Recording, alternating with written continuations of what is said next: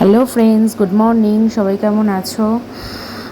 সকালবেলা উঠে আবার মেয়ের রান্না করা, হাজব্যান্ডের ছাতু গুলে দেওয়া, সেই কাজ। তো যাই হোক, রেগুলার লাইফ। তো তারপরে ভাতটা বসিয়ে দিয়ে আমি একটু স্যান্ডউইচ বানিয়েছিলাম আমার জন্য। তো আমার বেশি না ওই স্যান্ডউইচটাকে অত কড়কড়ে করে মানে শিকে খেতে ভালো লাগে না, তো আমি এরমভাবেই খেতে পছন্দ করি, একটু নরম নরম থাকবে।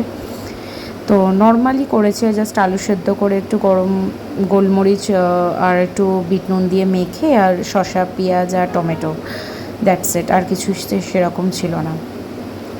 তো মেয়ের সবজি কাটছি রান্নার জন্য। মাছের ঝোল করব, কাতলা মাছের দুটো পেটি দিয়ে মাছের ঝোল করব।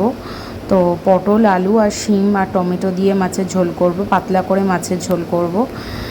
তো মাছের ঝোলটা তাড়াতাড়ি করে নিচ্ছি।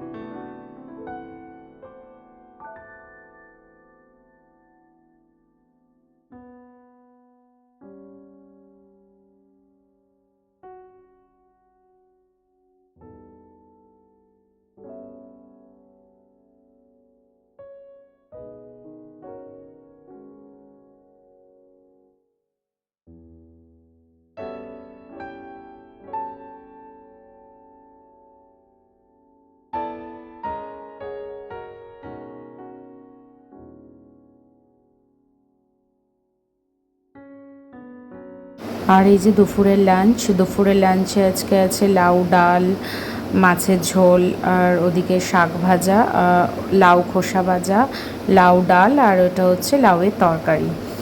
গরমে এইসব ঠান্ডা ঠান্ডা খাবারই খাওয়া ভালো। আর এটা সন্ধেবেলা। ভাবছো এক গামলা কেন চা বানাচ্ছি? এটা একটা দরকারে বানাচ্ছি এক গামলা চা। তো এই যে রাতের ডিনার, বাটার গার্লিক পনির বানাচ্ছি। এর রেসিপিটা আমি শেয়ার করে দেবো। আর সব কাজের শেষে রাত্রেবেলা আমার হাজব্যান্ড বাড়ি এসে আমাদেরকে এরকম স্কুটি করে ঘোরায়, খুব ফ্রেশ লাগে। আর এইটুকু টাইম হাজব্যান্ডের দেওয়া উচিত আমার মনে হয়। ব্লগটা দেখো, তোমাদের কেমন লাগলো তোমরা প্লিজ কমেন্ট করে জানিও। বাই।